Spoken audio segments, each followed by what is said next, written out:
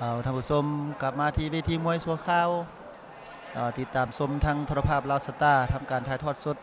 เปิงภาพซ่าโอ้ยเข่าของทางเพชรดำลูกนี้เข่ากลัวแต่ว่ามีเหลี่ยม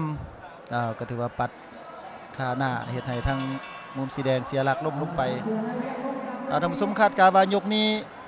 มีอาวุธดีๆเปิดเกมใส่กันแน่นอน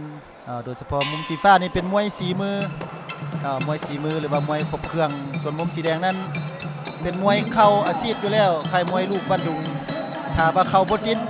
ก็ถือว่ามีปัญหาคือกันพอมุมสีฟ้าก็ยาเบิดถ้าว่าเบิดนี่ก็มีเรื่องเจ้าตัวพบกันในพิกัดน้ำหนัก50 กิโลเพชรดำโซสเตเดียมพบกับไททันเกียรติสารไซน้ำหนัก50 กิโลในยุคปี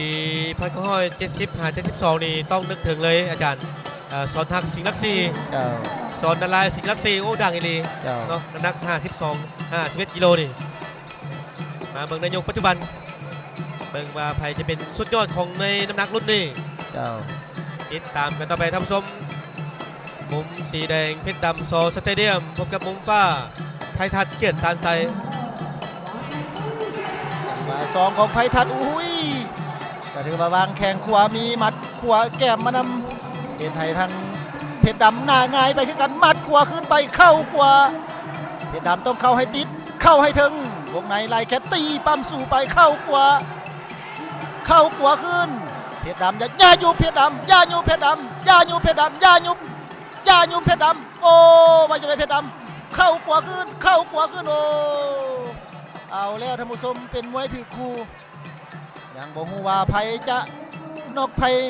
จะมีนอกเกิดขึ้นหรือบ่เพียงแต่เริ่มต้นท่านผู้ชมยกที่2ก็เริ่มต้นยังระยะเส้นทางยังยาวไกลเพราะว่าดูมวยคนนี้มุมสีฟ้าภาษีดีกว่า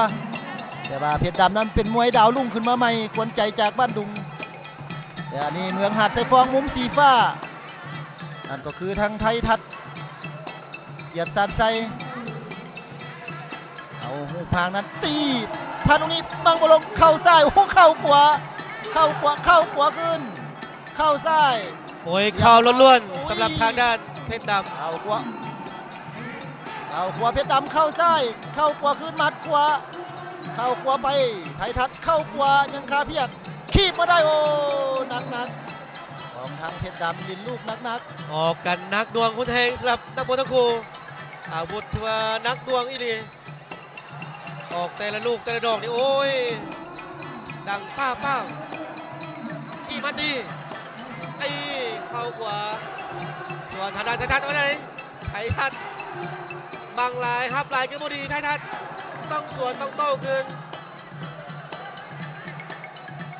การฝึกซ้อมการยืนระยะสำคัญเป็นหัวจิตหัวใจใครจะดีกว่ากันอย่างเขาหาบอฟังเสียงสำหรับเพชรดำขึ้นเวทีเหยียบพื้นไปหลายกว่าโอ้ก่อนฉากฝากแข้งซ้ายเบิร์ดยกที่2พักก่อนท่านผู้ชม